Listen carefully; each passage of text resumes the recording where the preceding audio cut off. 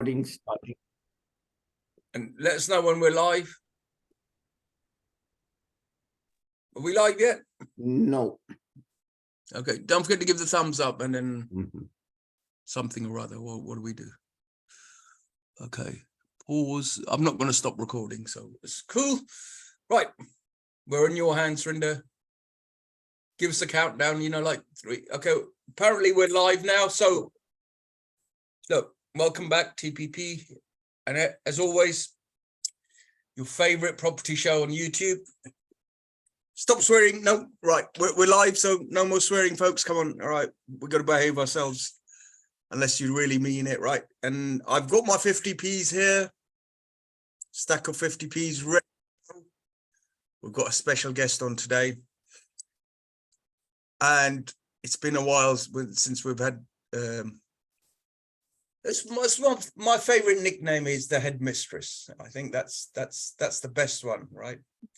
Linda Wright, aka the headmistress. I'm sure she'll appreciate me saying that. I'm going to give me a clip around the ears in a minute. Right, I've got my 50p's, no more swearing, and I'm going to try and do something that's really difficult for me. I've got my notebook here, my pen here. I'm going to take loads of notes, so hopefully you guys will take notes. I'm going to try and stay quiet for a little while, and because Linda has some interesting stuff. Linda's a planning consultant. She's been on a number of times. I'm not going to do her intro justice because she knows the stuff, basically. That's it. I'm going to try and keep quiet, listen, take notes, and learn as much as I can. So, Linda, welcome back. Thank you for your time. Really appreciate it. Yeah, thank you. Thank you. And I'm going to try and stay quiet and right over to you, but welcome back, and it's really good to see you again. Right, you need to let me do the screen sharing because it's been disabled at the moment. Right, I'm going to put in all the 50p's you need so we can screen share. Yeah, let's have a go. How's that? Oh, yes, we can do that. I can do that occasionally when I remember the button. So look, over to you. Marvelous. Here we go. Right, tell me you can see that. Yes, we can. Marvelous. So, you asked me to do sort of what's next, but I can't really do what's next without doing what we've got at the moment and the new stuff that has come in over the last 2 to 3 years. I can't believe it's 3 years now, but sort of during pandemic 2020. So I have to go through that. So I apologize for anybody else who is watching this and thinks, well, I've seen all this before, but I have to go through this in order to get you to how it's possibly going to change with potentially the new stuff that might be coming in. So I'm going back to planning basics, and then I'm going to do what's next. Now, this is for England only. Doesn't apply to Wales. Wales have their own system. It's very similar to the English system, but it's not exactly the same. Doesn't cover Scotland, doesn't cover Northern Ireland. So that's me, Linda Wright, Katana Planning, previously Planet Right. The company is now Katana Planning. I've been in planning for more years than I care to remember, and I've been an independent consultant for 13 years. I've worked for councils, I've worked for telecoms, I've worked for volume house builders, so I know a bit about the planning system. So just a few sort of very basic advice points before we get into this.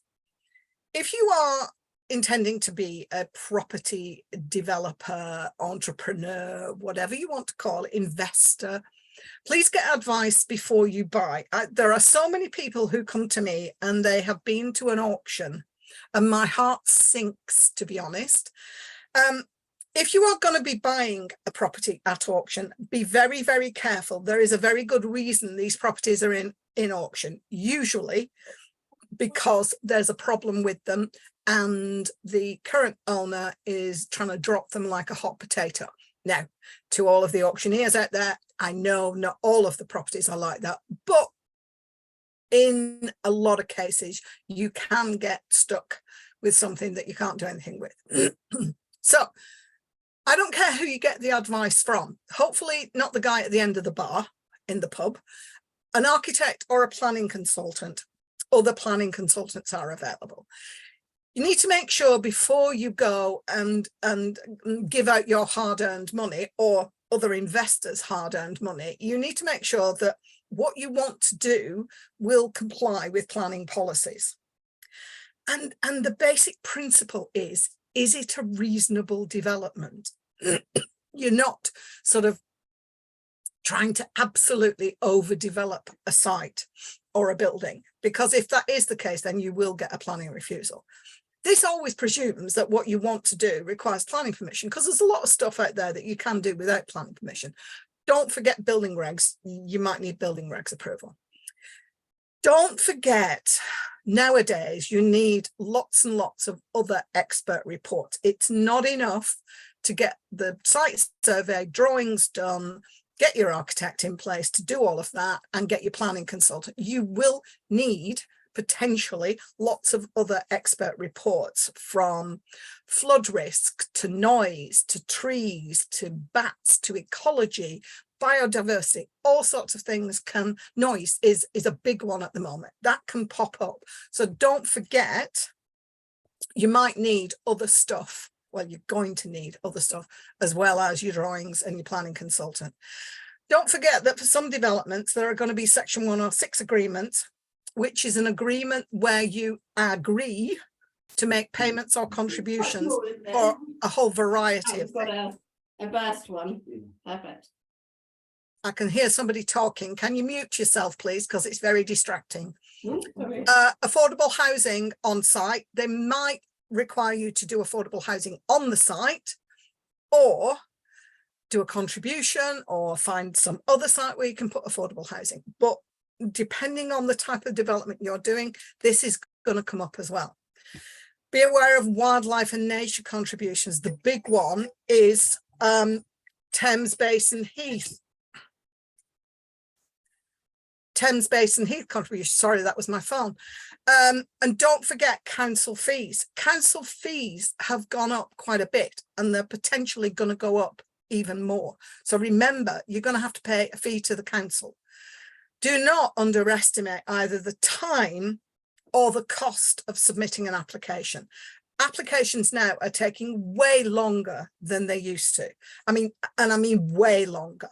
So build in also the time and cost potentially of an appeal. If you get a refusal, you might have to go to the planning inspectorate and appeal the decision of the council. So, and again, for those of you who have seen me speak again, you will remember this. I talk about this, but I'm laying the foundation so I can tell you what the changes might be. Permitted development. There are 3 types of nationally conferred permitted development rights. Now, everybody hears permitted development and thinks you can go ahead and do it.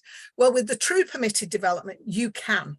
Certain household extensions and some changes of use. But sometimes you're going to be asked, if you're going to go and sell the property, either from a lender or a purchaser solicitor, you're going to be asked for evidence. Somebody's trying to phone me again.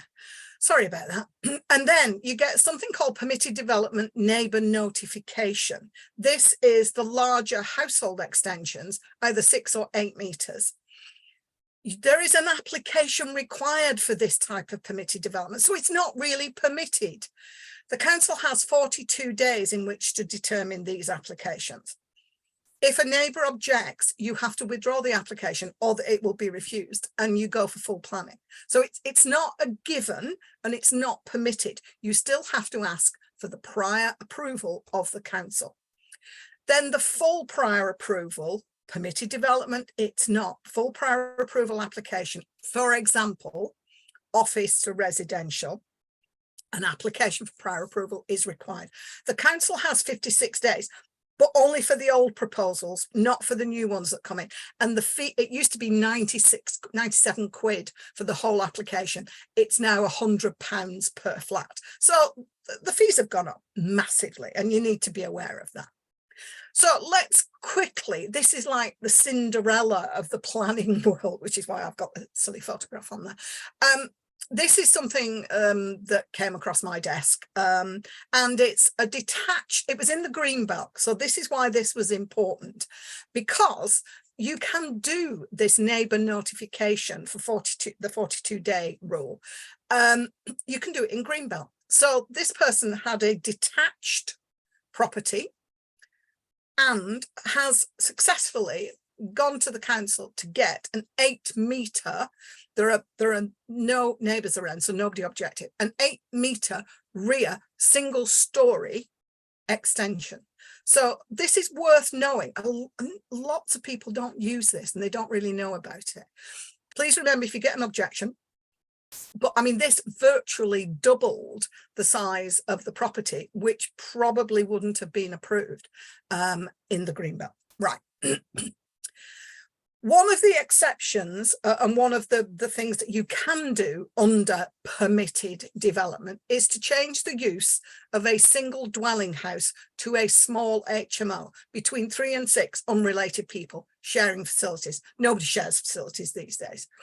But even though this is a nationally conferred right, lots of councils disagreed with the central government and said, no, we're not having that. In our areas, we've got an over-intensification, too many people. So they have brought in what's called an Article 4 direction. An Article 4 direction simply removes the permitted development right. And if there is an Article 4 direction on the area that you want to do an HMO, you cannot do it without first getting planning permission. So you have to apply for planning permission. An HMO is about the number of residents, not the number of rooms. So if you go over 6, you automatically need planning permission, whether there's an Article 4 direction there or not. You cannot do this in Wales. If you buy property in Wales, you always will need planning permission to convert a single dwelling house to an HMO. Article 4 directions, where the council has an Article 4 direction, if they brought in an Article 4 direction and to remove the permitted development rights, there is usually a very good reason. They want to restrict the HMO numbers. An application has to be submitted and there will be other restrictive planning policies that you're going to have to comply with once the application is in. There may be a council fee because council fees can now be charged for this. There can also be Article 4 directions covering several areas. So be very, very careful to check. HMOs, houses in multiple occupation for 7 tenants or more, automatically need planning permission. It doesn't matter whether there's an HMO, an Article 4 direction there or not. An HMO for 7 tenants or more needs planning permission automatically.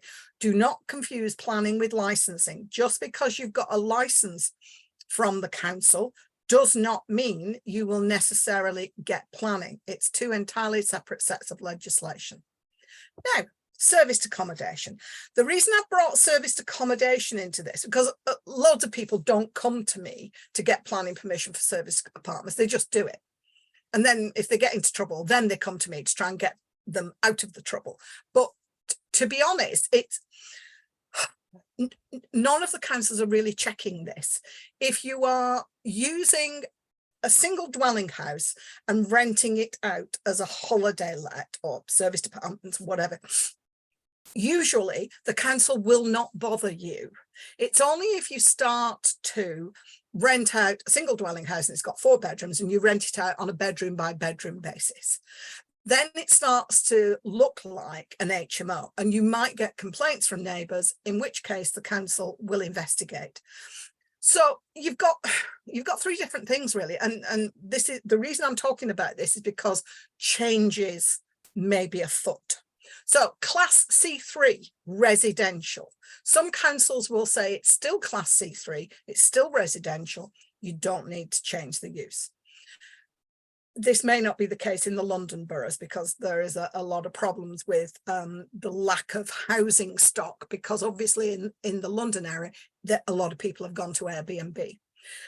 Is it a use class C1, a hotel, which some councils will consider it's a hotel? Or is it sui generis? Does it fall into a completely separate category of its own kind? And some councils will say that as well. And I've seen a council say each one of these three things with regard to Airbnb type stuff, other rental, you know, holiday let rental people are available. So are you doing this simply, is anyone doing it simply to get it around the HMO planning restrictions? Because if you are, you need to be very careful with that, and you might fall foul of planning regulations.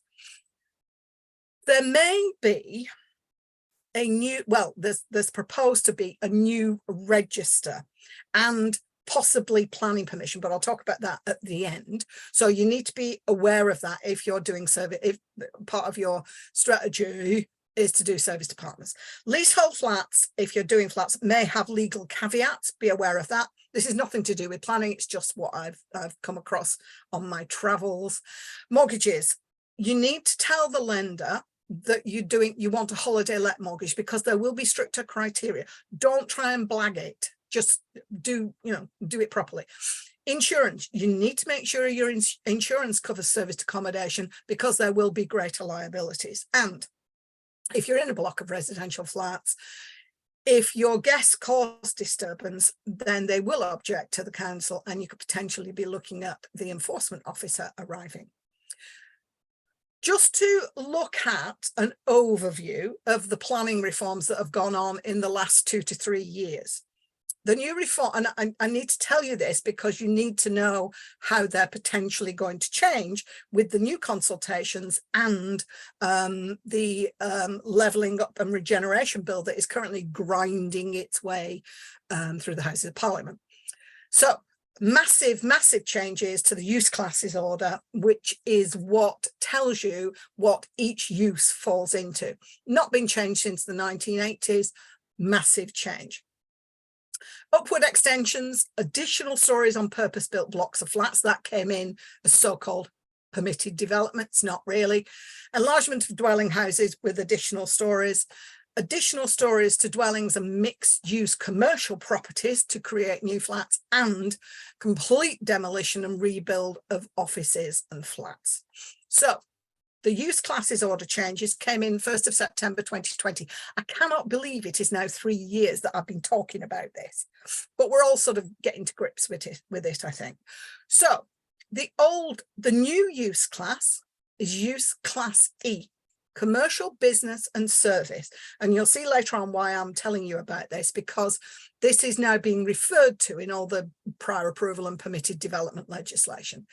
Combines all of the following old classes. So you've got shops, financials, you've got cafes, business and office uses, clinics, gyms. So all of those use classes, I'm not going to read them all out, you can read them, are now subsumed into class E. So class E is commercial, business and service. Massive change, all gone into there. Class F1, learning and non-residential institutions, and class F2, local community. That came about because of COVID and the pandemic and everything else. So then what has also happened is the sui generis class, which is a so-called bad neighbor or a general sort of holding pot.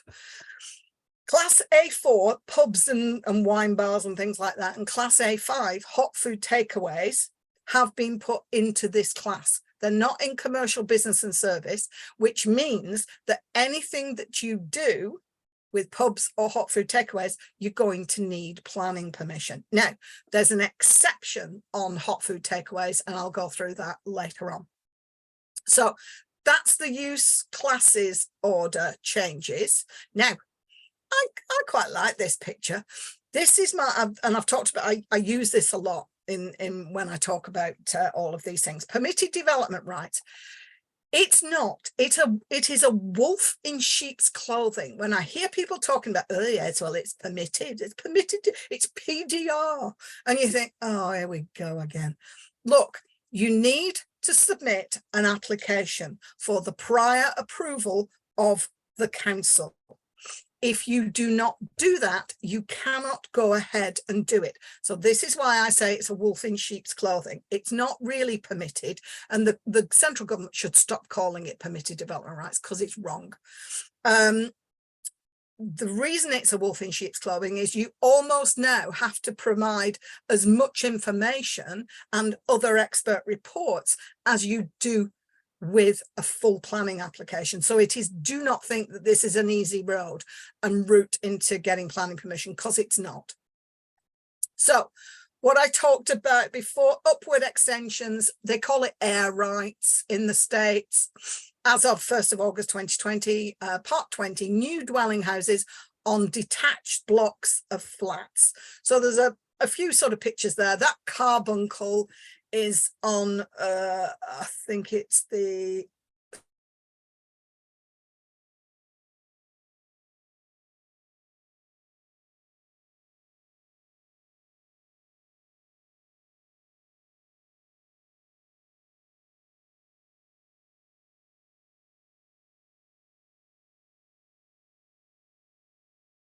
Hi, Linda. I think we've lost connection for a bit.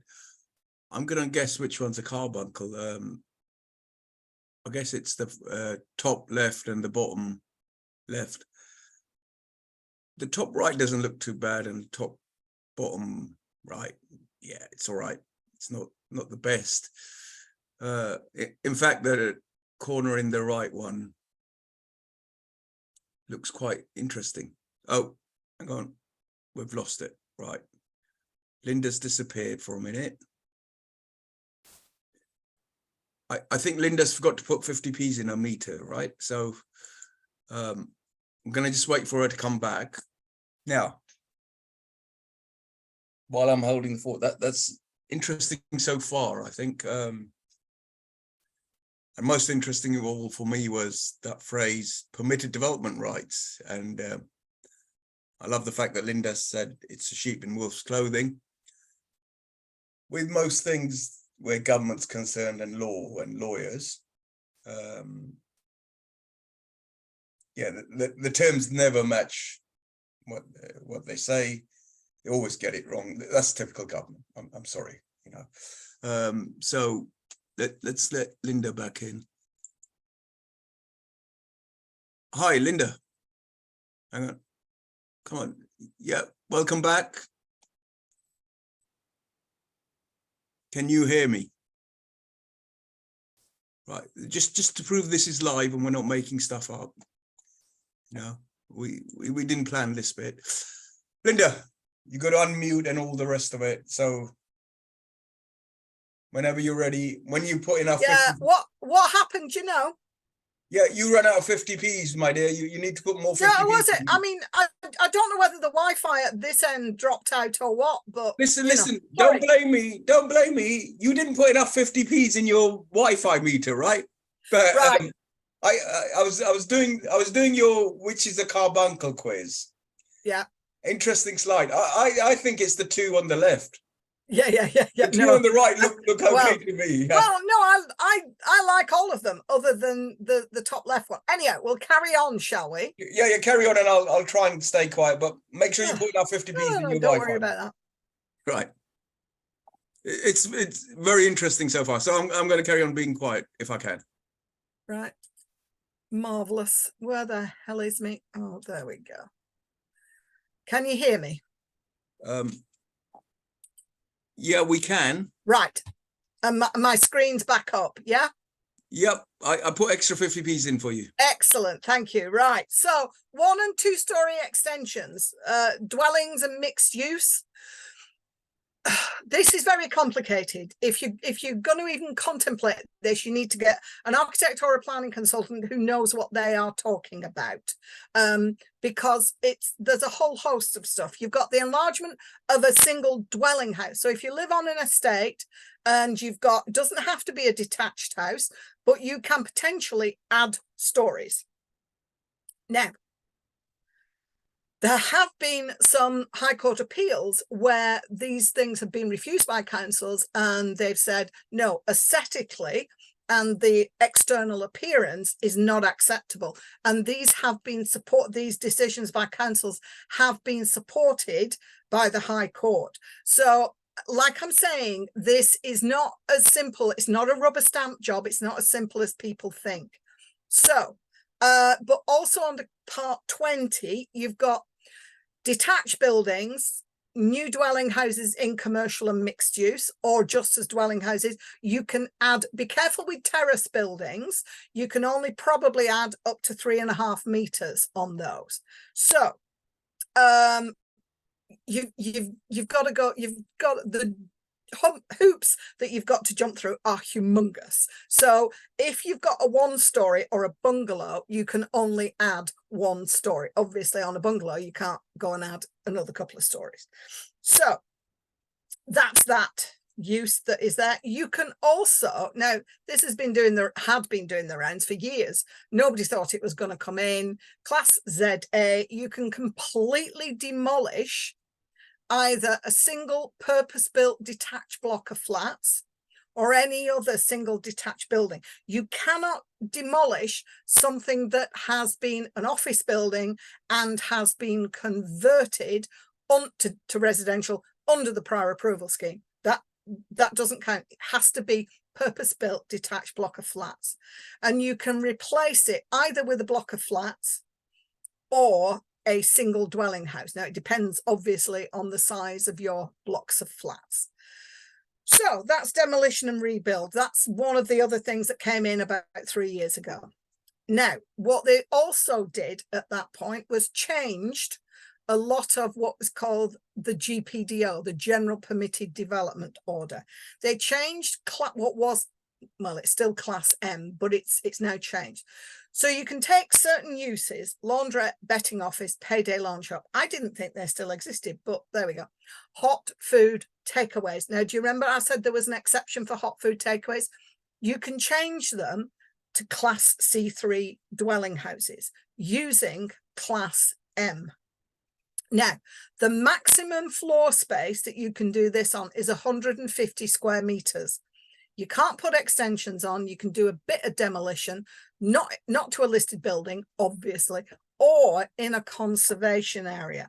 Lots of things to be considered by the council: transport, contamination, flood risk, impact on loss of services, design and external appearance. If you're going to be doing this, you need to make sure that you've got your ducks in a row and you've got all of those matters boxed off. You've got to have adequate natural light to all habitable rooms. So Class MA, now this again was a big change. Initially it was Class O. You used to be able to convert office buildings to residential. Now, because they've changed the use classes order, which is why I told you that right at the beginning, we now have the commercial business and service Class E can be converted, and it's a wider brush now, can be converted to Class 3 dwelling houses. For dwelling houses, read flats, but it's the planning jargon. So you can change a building that was commercial business or service, must have fallen within Class E for 2 years continuously, and been vacant for 3 months. Now, this is important before you submit the application. Your maximum floor space is 1,500 square meters, 1,500 square meters. Obviously, you can't do this on a listed building or within the curtilage, but you can do it in a conservation area.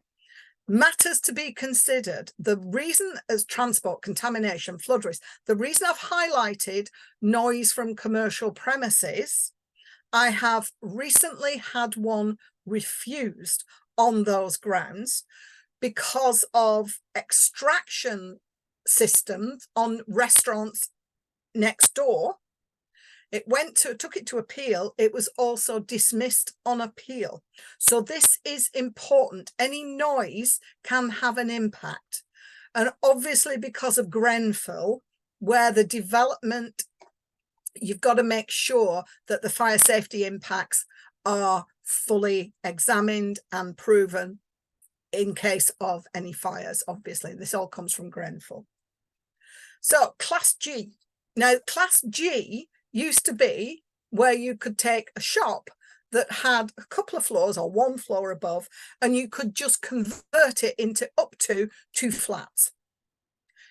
It was fully permitted development. But as of August 2 years ago, it now requires prior approval application to the council. So you can convert Class E to up to 2 flats above a shop or something like that, or, you know, hairdressing salon possibly. Ground floor is not to be used as part of the flat. You can't have a bathroom or a kitchen on the ground floor behind the shop, and a flat is to be used by a single person or not more than 6 residents living together. So technically, you shouldn't be doing HMOs on these properties. Matters to be considered by the council: contamination, flood risk, noise, that's the biggie. And arrangements for the storage of domestic waste. So don't think you can do flats above shops anymore. You need planning permission. I know it's prior approval, but you still need to apply to the council. In all of these prior approval applications, you have to make sure, and in some cases prove with an expert report, that there are adequate levels of natural daylight. This really irritates me because there were idiots proposing to convert office buildings to residential where a living room or a bedroom had no window. So this is the reason that this has been brought in, because idiots were proposing cave dwelling.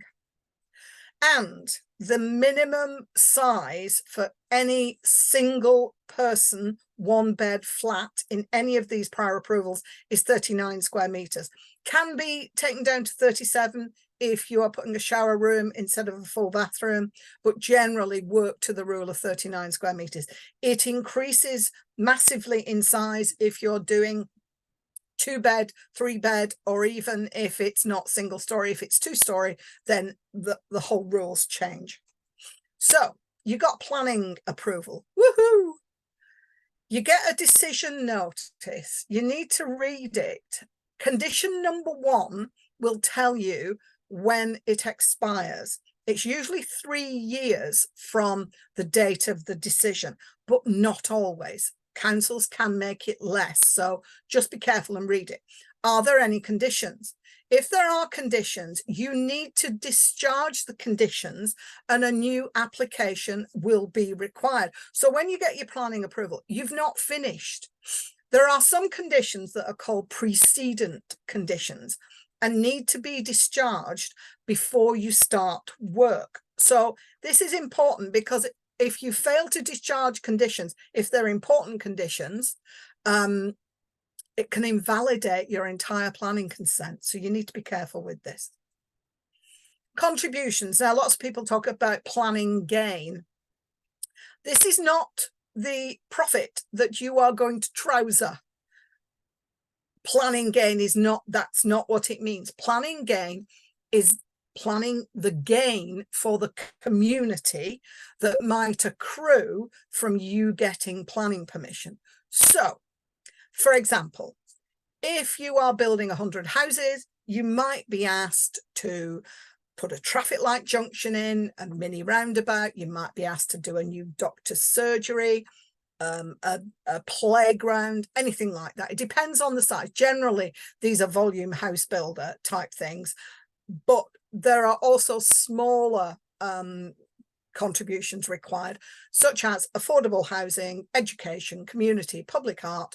All sorts of things can come in. You need to know this before you start looking at any development, because this is going to be part and parcel. Unless and until the Section 106 agreement is signed, you do not have planning permission.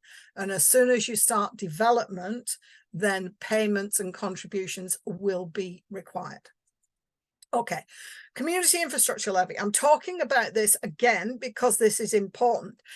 The community infrastructure levy is not yet mandatory. It's like a roof tax. Local council sets up a SIL and a charging schedule or tariff that has to be paid, and it's for the provision of infrastructure. Not like the Section 106 agreement, it's not negotiable. It's set in stone. Now, if you are in the 33 London boroughs, there is something called the London Mayoral SIL, and that is to pay for the Crossrail project. Depends on which band you're in, but it's payable per square meter of anything that you are building. So it can be 20, 35, 50. But on top of the London mayoral sale, if you've got one of the London Borough Councils, you will have to pay both of them. And I'm specifically referring to this because there's scheduled to be a change, and we'll talk about that in a minute. Enforcement notice. If you get an enforcement notice, they're legal documents.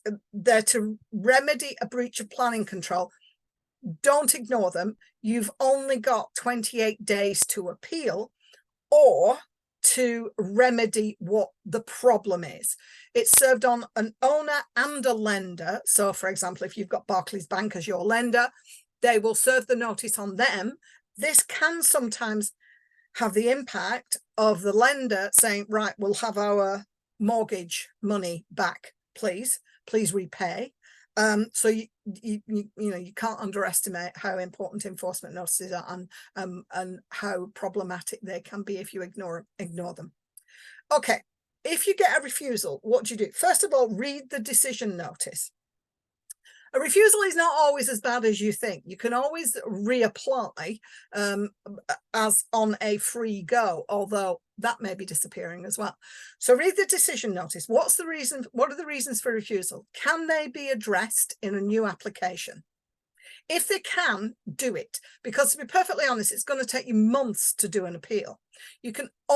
I would only recommend that you appeal if the reasons for refusal cannot be overcome in a new application. I had somebody come to me and say, I want you to appeal this. And the reason for refusal was the failure to provide sufficient information. Well, I'm sorry, but I'm not going to submit an appeal on that. The inspectorate are going to laugh you out of the building.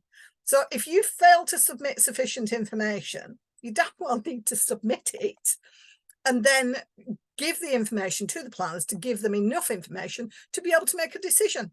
You can't appeal something like that. It's ridiculous.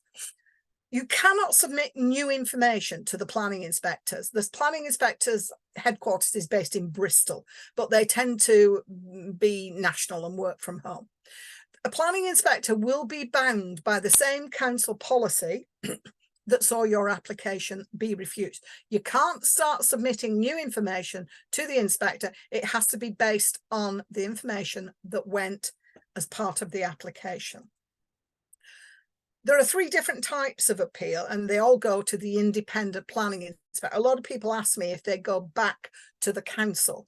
They don't. So there are 3 different types: written representation, informal hearing, public inquiry. Public inquiry tends to be if it's strategic or of national importance, the large volume house building sites. Informal hearing if there's been maybe a lot of objectors. You can't really choose. The inspectorate will choose if you insist on having, well, say I want a public inquiry for a household extension. They're just going to say no. You can't do it because it takes an awful lot of time. Written reps is what it says. You just submit written statements. Informal hearing, you sit round a table with an inspector who directs questioning. Public inquiry is where it's like a courtroom. So that's a lot more detailed to go through a public inquiry. If you've not had a decision from a council, you can go to appeal on non-determination after 8 weeks. A householder application, if you put an application in for an extension and you've had it refused, after 12, you have 12 weeks following the decision in which to appeal. All other appeals, you've got 6 months from the date of the decision. An enforcement notice, as I've said before, you've only got 28 days. Now, it used to be around 35% was allowed. So you had a 1 in 3 chance, which, the odds are not marvelous for getting through an appeal. This has recently gone down quite significantly, probably to about 20%. So again, either there are lots of silly appeals being submitted, which should never be submitted and are just being refused, or the planning inspectorate are tightening up with their decisions and the amount of appeals that they're allowing. So future for planning. I'm sorry, there's lots of words on this, but so we've got the planning and levelling up, and I can never get this right. LURB. What's LURB got to do with it? The levelling up and regeneration bill, this new planning bill that has been rattling around and has been revised over the last 3 years. It is still grinding its way through Parliament. It goes from the Commons to the Lords and back again, and they tweak, and and it's all been in the press about the biodiversity change, the nutrient changes, all of that. So it's taken a long time to get through. Now, there have been several consultations that came out, one of which was in April, and that was the proposals to increase planning fees by up to 35%. And they're saying it's to improve capacity and performance within planning authorities. I reserve judgment. So that's that one. So up to 35%. Householders, it's about 25%. So it's going to significantly increase. Don't know. That's the consultation. The consultation closed in April. Don't know when this is going to be introduced, but I suspect it is imminent. So just a heads up, planning fees are going up. There was a technical consultation on the infrastructure levy that closed in June. Now, the technical consultation, the infrastructure levy, what is happening with the levelling up and regeneration bill is that they are proposing to introduce, again, because they did this a few years ago, a single levy, which will be in the infrastructure levy, and it will subsume into that Section 106 agreements. So instead of the current system that we have, Section 106 agreements and infrastructure levy, which is not mandatory, we're going to have one infrastructure levy. Now, I foresee tears and tantrums, to be perfectly honest, but we'll see. So the proposal is for a new infrastructure levy to be introduced. Let me just go back to the increase in planning fees. There is currently a free go if you either have a refusal or withdrawal. If you submit a new application for the same site with the same applicant within 12 months of the decision or the withdrawal, then you have a free go. You don't need to pay the fee again. That, again, under the consultation, that is intended to go. There will be no more free goes. You'll have to pay all over again. So that's technical consultation about the infrastructure levy. Then there was also a consultation came out that closed in June about, and I've been banging on about this, possible new use class for short-term lets, Airbnb holiday lets. And they're talking about making permitted development rights, or having, in certain holiday hotspots, making the requirement to submit a planning application. So again, nothing has come out from that consultation, but that potentially there might be a class C5 to be brought in to cover short-term lets, Airbnb type things. Right, bang up to date, there was a consultation published last month. It closed this week. It closed on Monday. And it asked questions about the current permitted development rights. Some of those questions that you might be want to be aware of. It's not come into force yet, and they're going to have to go through all of the responses to this consultation. So it could be a while, but it was a very, very short consultation period of 4 weeks, which leads me to suspect that Michael Gove may be treating this as a fait accompli. We're just going to do it. We're putting the consultation out because we have to, but we're just going to do it. So remember, I talked about Class MA and the floor space being 1,500 square meters. The question is, in this consultation, should the Class MA floor space converting Class E to residential, should it be increased from 1,500 square meters to 3,000 square meters? So doubling the size of buildings that can take advantage of the prior approval procedure. They're also asking about, should we remove the 3-month vacancy requirement? Because again, as I said on my previous slide, these buildings had to be 3 months vacant before you can submit the application. They're talking about removing that. Also, they're talking about asking the question, should we include Article 2.3 land? That includes areas of outstanding natural beauty and national parks. I suspect there will be a whole brouhaha about that, but that's the possibility of what they're thinking of doing, bringing AONBs and national parks in to be covered by the prior approval process. And also Class C1 hotels and guest houses, should they also have the prior approval right to be converted to residential? I expect that will definitely come in. I can't see why that wouldn't. So those are some of the things that are bubbling under. They've not been brought. Please don't go off to your local council or your architect and say, "Oh, this is going to happen." No.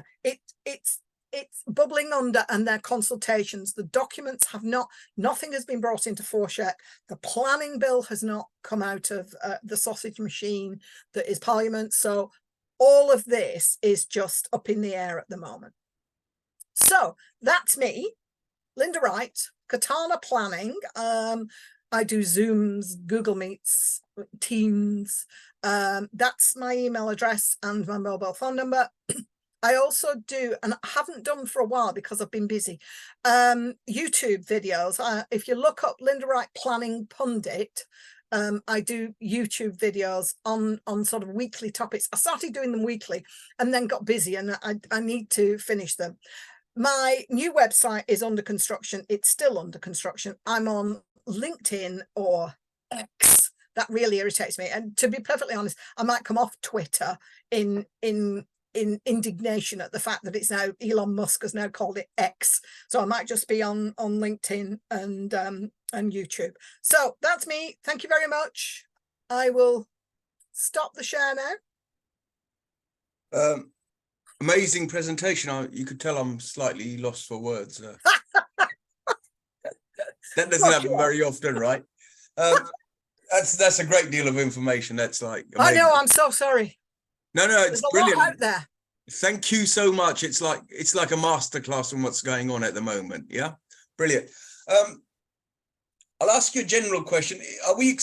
We're expecting some more changes at some point very shortly, right? Well, I don't know about shortly, but I would imagine there'll be something announced before Christmas. So, they've put all of these consultation papers out this year. Yeah. So there's got to be, and then there's the planning bill. Is the planning bill gonna come out of Parliament, and is it gonna be enacted and brought into force? I don't know. We have an insider in the House of Lords. I'm trying to get hold of him. Good. And ask him, and we've been having some conversations on WhatsApp. So watch that space. Marvelous. Sorry, House of Lords, right? Yeah. Now, you're saying it's before Christmas, or definitely before the election. They're not going to just wait and go to sleep. Honestly, nobody knows. I mean, everybody had expected that the levelling up and regeneration bill would be out by now, but it's just goes on and on and on. Yeah. Okay. No, I can see that. Now, I'm not sure which one to pick out of all of this stuff because there's so much of it. Before, when we've had you on, you used to do some sort of mini consultation. Are you still? Is that still available to people? Not really, no, because it became, and that's one of the reasons that I've let Planet Right go, because it was just becoming far too cumbersome and unwieldy. Because I had outsourced admin people managing it, and it was just a mess. So depending on what people want, if they contact me either LinkedIn, email, or send me a message on WhatsApp or phone, depending on how much investigation I have to do or what they want. If you want me to read through loads of documents, then there's going to be a charge, and it depends on the level of what you want me to do and the fee. So I did something for somebody which was quite complicated before he was going to auction, and it was £750 because there was a lot of information to go through. So I don't do the 200 quid thing now. No. I just don't.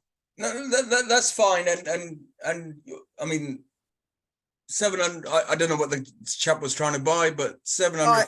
It was complicated. Yeah, so that is amazing advice. Basically, don't buy stuff at an auction because you're actually committed to buying it. It's not like making an offer that, you know, for a residential house. Oh, we'll look at it later on, and then if we find it's not right, we can wriggle out of it. You can't do that in an auction. So we've had auctioneers. So look, you might think 750 quid is what am I paying that for? But it'll save you a lot of heartache in the long run. And look, those rules are so complicated. I've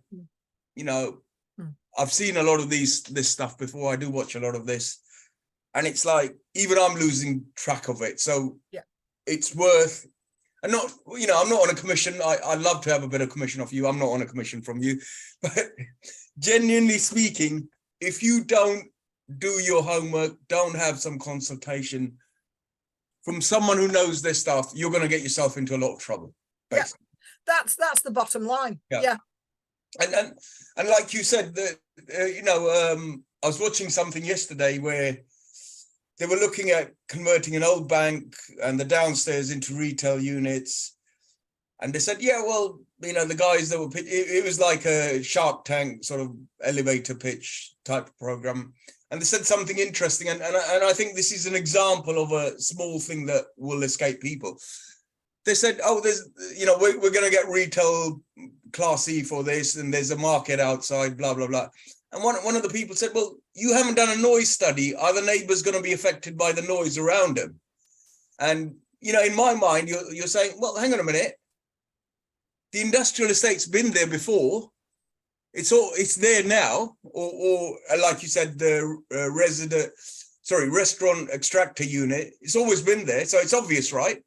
Who's going to complain about that? But it's one of the things that is an important piece of information for the council. But as soon as you start to convert a building that has previously been used for retail or storage, as soon as you start to convert that to residential, and that is people's home and they are living there full time, they will start to complain about the noise, and it will have an impact on them. So that has to be addressed through the planning system. So in my mind, I'm thinking, well, they were there before, you moved in, so you should have checked it out. But that's not how the planners think about it, right? The one thing what the planning legislation says, no. And we all know the planners that work for councils, they like to dot the I's, cross the T's, and do everything else they can to stop stuff happening, right? No. They're not in the business of stopping stuff. No, yes, they are, Linda. No, they're not, because years ago I worked for councils, and you're not in the business. All you need is enough information to enable you to make an informed decision. And then once you've got that, and you've got all of the information that is required under the legislation, then you go ahead based on that information, you make the decision. Now, if it ends up going to the planning committee, then that's when it starts to go a bit pear-shaped. Oh, okay. That's a different discussion altogether. I'm not going to ask you too many questions because I'm still trying to get my head around most of this. I'm going to have to watch the replay. Listen, you're always welcome to come back and use our YouTube channel and talk about whatever you want. Thank you. I've got my own. Thank you very much. All right, like that, is it? Yeah, I've got my own. Don't need yours. No.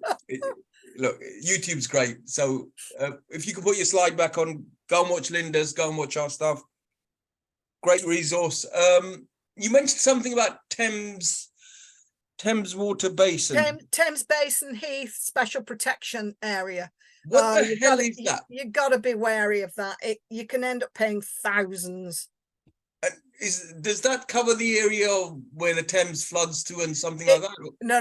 You have to look at the maps, because it actually extends and expands far further than you would anticipate. So I'm guessing because Richmond has Thames flowing through it, it would go all the way to there, and then you do see some. I mean, fantastic housing, flats, penthouses along the River Thames. I was there recently at night. But I'm guessing that there's more legislation to deal with that, as well as bat surveys and newt surveys and what's the latest one I heard, and it sounded funny. It's insect hotel, right? Oh, that's been going for a long time. That's it. When a friend of mine said, "Oh, I've got to have an insect hotel on this," I said, "What are you talking about?" It was so basically it's a box where you keep all sort of insect, you know. Yeah, so it's all fun and games. Look, thank you so much for that. I would classify it as a beginner's master. Well, it's almost quite an advanced masterclass. Could you put your slide on again, please, so we've got your details? All right.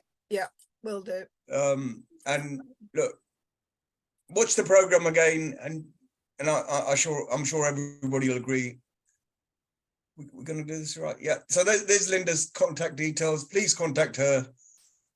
Watch this, rewatch it, visit her YouTube channel. You know, happy days. But look, don't skimp on this stuff. It's important. My advice is you're going to get yourself into a lot of trouble.